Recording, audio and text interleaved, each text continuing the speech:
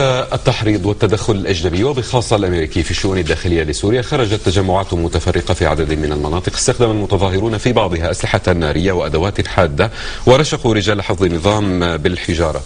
فقد استشهد مدني وأصيب أحد عناصر حفظ النظام برصاص قناصة من أحد الأبنية، بينما أقدم سائق سيارة بيك أب نوع سكودا وبشكل متعمد أقدم على دهس ضابط الشرطة وأحد العناصر في حي الميدان. وفي منطقة القدم قام مخربون بقطع الطرقات وحرق حاويات القمامة ورمي الحجارة وإعاقة حركة المواطنين في المنطقة. وفي منطقة القابون قام مخربون ومسلحون بقطع الطرقات وإلقاء الحجارة والأدوات الحادة على المواطنين وبإجبار أصحاب المحلات التجارية على إغلاقها. وقام مسلحون في داريا بإطلاق قنابل المولوتوف الحارقة على عناصر حفظ النظام.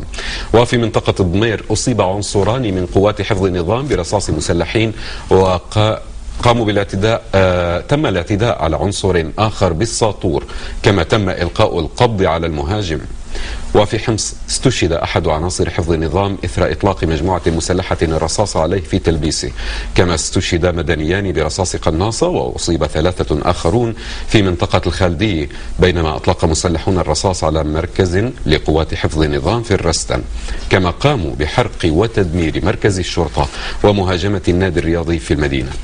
بينما قام مخربون ملثمون بإلقاء القنابل الحارقة والحجارة على المواطنين في سوق الحشيش بحمص، في حين تصدى المواطنون لمخربين اعتدوا على مركز الاتصالات في حي وادي الذهب. وفي الحسكة تجمعات متفرقة في الدرباسية والقامشلي ورأس العين وعمودة.